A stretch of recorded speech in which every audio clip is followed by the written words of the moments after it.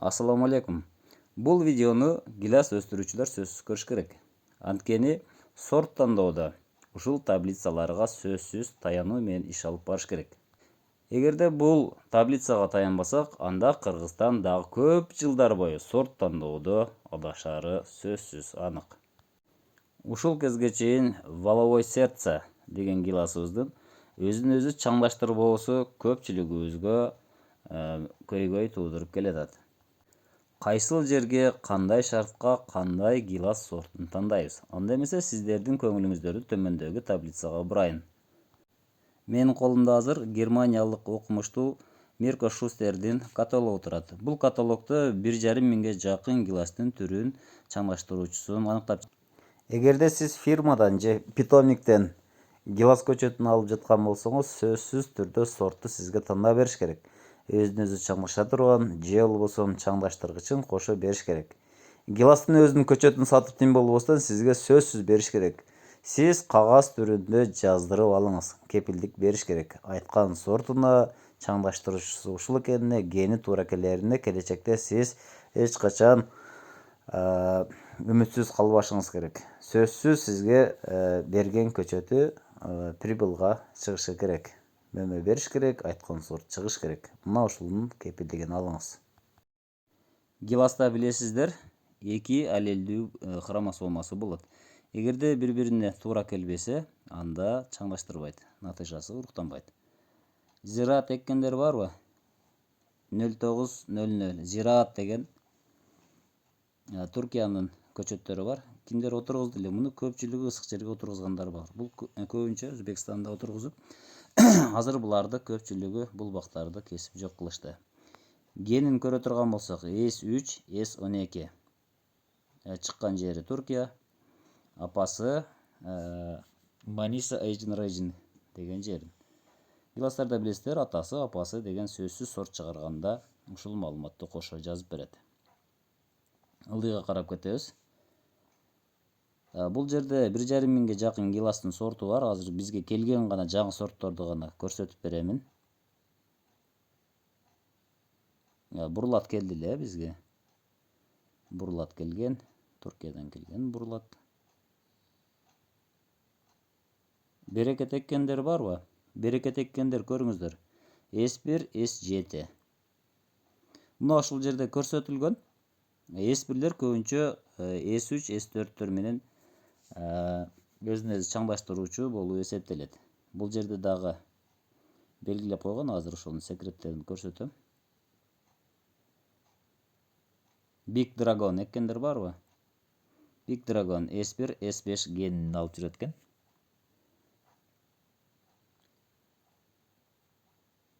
Так, бул аябай чоң, муну кыскартып гана керектүү 10 чактысын айтып берейин. Канаданын азыр Giant деген сортту неме кылып атышат, Так, гигант S1, S2. Канадалык сорт.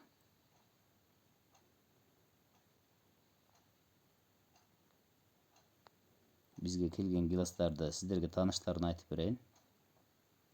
Желтая Драгана, сары гилас билесиздер. Мунун гени S1, S6. Мына ушул генди алып жүрөт.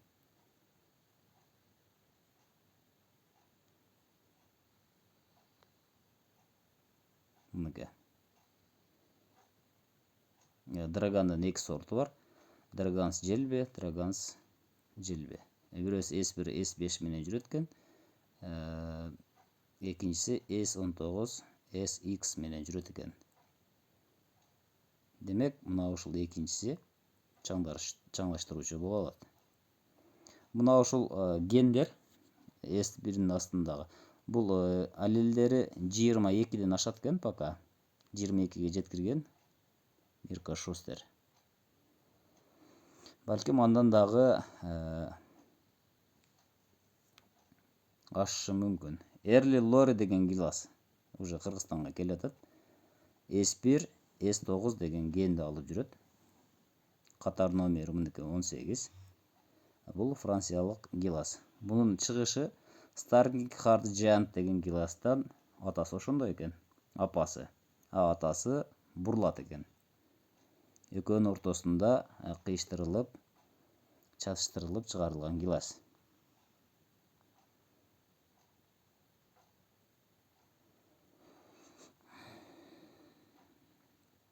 Гиластардын аябай түрлөрү көп бул жерде. Мен сиздерге керектүү жерлерин айтып берейин. Кайсы гилас керек болсо, кайсыл сорт. Комментарийга жазып койсоңуздар, ошол жерден жооп берип коем.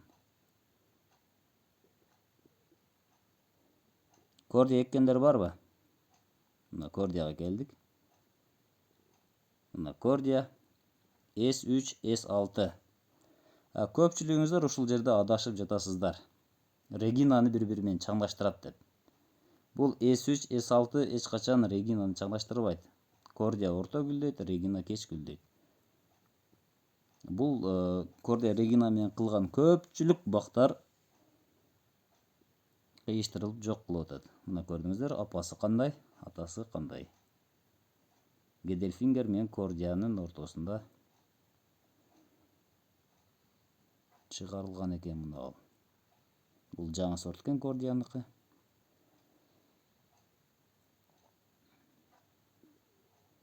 Лапинс.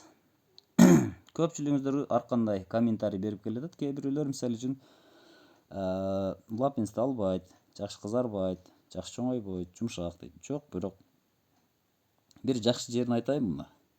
Көрүңүздөр. S1, S4. Мына 4-түн алдында сызыгы бар.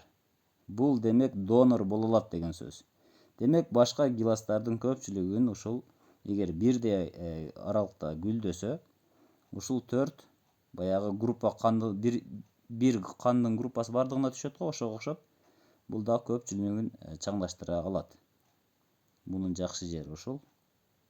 Муну суук жерлерге, же болбосо өтө ысык жерлерге, ылдыйкы зона менен жогорку зонага отургузса болот.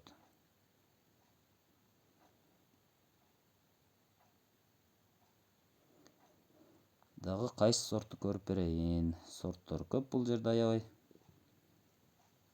Дагы бизге кирип келаткан Мелитопольская. Көпчүлүк былтыр билесиздер, Өзбекстандан көп көбөйтүп алышат. Гени S5, S суроо коюп коюптур. Булар жетиштүү изилденген эмес. Украиналык сорт.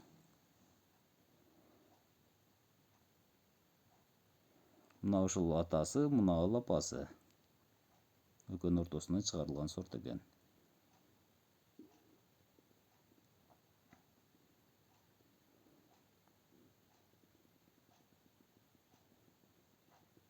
Так, калган сорттор бизде көп азыр.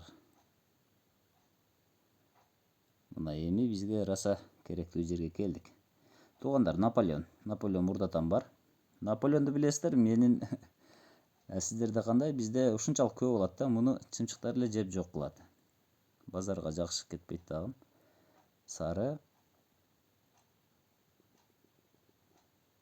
Кызыл. Наполеондун мына ушундай башка аттагы бар. Муть деп турат, астында көрүп турасыздар. Наполеон көп сорттору бар да. Прессуаре деп турат. Наполеон Тардива деп турат. Буларды бардыгын гени S3 менен башталып, S6, S9, S13-ке чейин бар экен. Наполеондун кара сорттору дагы бар.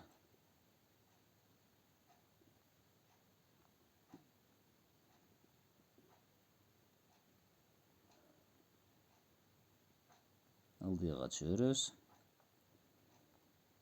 Кыскасы мына ушул каталог менен иш кылыш керек. Мына пысчыга келдик. Пиши деген азыр айтып атышпайбы, мындай деп. Мурда интернет жок болгон маалда бир атты коюп коюптур эле, ошо менин астына 1-чи, 2-чи, 3-чү деп ура беришкен да. Сорттор жаңырган сайын.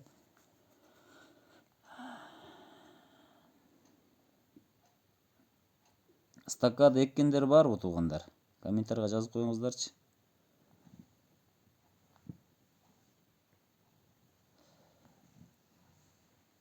Royal Helen деп эккен адамдар бар. Бул поздний сорт, кечки сорт. Өзүнө өзү чаңдаштырат. Хромосомалары S3, S4 болот экен.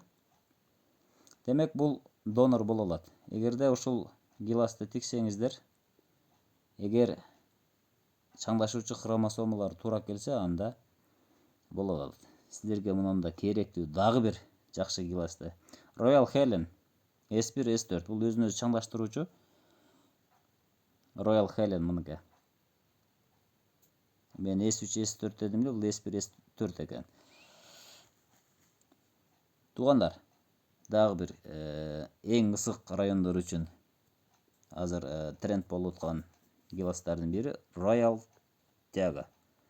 Мыныкі Royal Tiaga S1 S4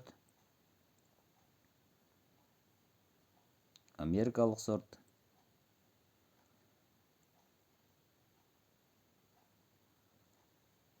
Royal Lee Mini Royal деген гиластын ортосунда чыгарылган экен. Демек, бул өзүн өзү чаңдаштырат. Ушуну тиксеңиздер болот. S1 S4.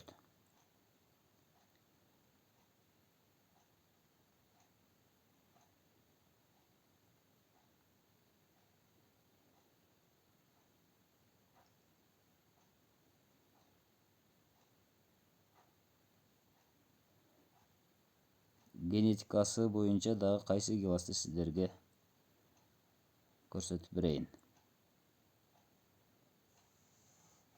SPS деген сорттор, мунун бир канча сорттору бар. 232ден башталып 422ге чейин.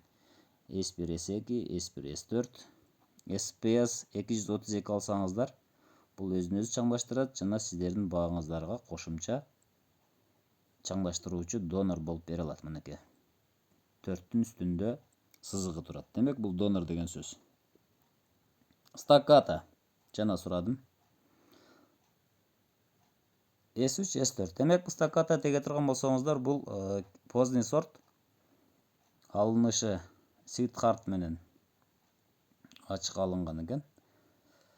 Мына ушул сорт, туугандар, кечки сорт. Ушул дагы жакшы сорт. Биздин баягы өтө жогору деңиз деңгээлден жогору жашагандар ушул сортту сунуштай алат элем. Султан деген тиккендер барбы? S4, S7 экен бул. Summit. Азыр көпчүлүгү Summit тигип атышат. S1, S2. Бул Вам менен Самдын ортосундан чыккан гилас экен. Демек, өзүн өзү чаңдаштырат. Бул гиласты тиксеңиздер болот. Бирок Summit донор болуп бере албайт экен. Sunburst экендер барбы? Sunburst көрдүңүздөр, Sunburst сиздерге донор болуп бере алат. Демек, башка гиластарга донор болуп бере алат. Sweet Ariana. Sweet Ariana азыр Өзбекстанда да катуу бакты көбөйтүп атышат. KGB-га түшөт ушул бак. S3 S4. Демек, бул донордук сорт болуп эсептелет. Sweet Early тиккендер барбы? Так, ушундай туугандар, Техлаван жөнүндө S3 S6. Мына ушул Техлавандагы тексе болот. Чаңдаштыруучусу менен коюш керек.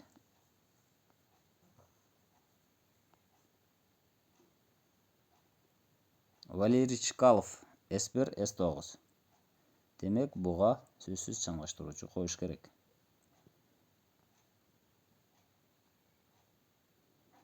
Мына ушул жерде видеодо кеминде 63 сорт бири-бирин чаңдаштыра албайт. Өзүн чаңдаштыра албай турган сортторду белгилеп кеткен. Бул жерде 23 сортту көпчүлүк гиластарды чаңдаштырат деп берген. Бул жерде жана бир катар айтып кеттим. Lapins жакшы экен, көрдүңүздөр. Sweet Ariana жакшы экен, Staccata, Sweetheart, ошондой эле Skina дагы S3, S4 хромосомалык донорлук бере турган чаңы бар экен. Туугандар, демек, мына ушул боюнча, таблица боюнча бакты кыла турган болсок, анда биз адашпайбыз. Көпчүлүк жерде мама болуп аткан, көйгөй болуп аткан нерсе бул чаңдаштыруучуну койгон менен деле бакта ысыкта жакшы болбой атат. Демек, жердин шарты туура келбей атат, күн ысыктык кылып атат, 20 градустан жогору көтөрүлүп кетип атат.